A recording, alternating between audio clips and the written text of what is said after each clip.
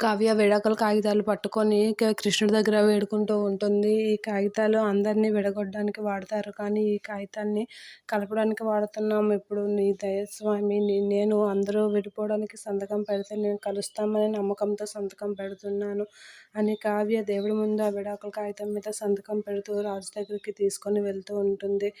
రాజు రాజు ఆఫీస్కి రెడీ అవుతుండగా కాగితాలు పట్టుకొని రాజు దగ్గరికి వెళ్తూ ఉంటుంది కావ్య. అది చూసి రాజు, ఏం కావాలి నీకు అని అంటే, నాకు దీని మీద సంతకం కావాలి అని అయితే అంటూ ఉంటుంది. అలా అంటే ఏంటి అవి అని అంటే, విడాకులు అనేసరికి రాజు ఒకసారిగా షాక్ అవుతూ ఉంటాడు. ఏంటి విడాకులా అని అంటే, అవును విడాకులే, విడాకుల కాగితం మీద సంతకం పెట్టండి అని అయితే అంటూ ఉంటుంది. ఎందుకు ఎందుకు ఒకసారిగా ఇది ఎంత పెద్ద నిర్ణయం తీసుకుంది అని అయితే రాజు అనుకుంటూ అలా షాక్ అవుతూ ఉంటాడు. కావ్య మాత్రం పెట్టండి అని చెప్పి ఆ విడాకుల కాగితాలు రాజు గదిలో పెట్టి బయటకు వెళ్ళిపోతూ ఉంటుంది.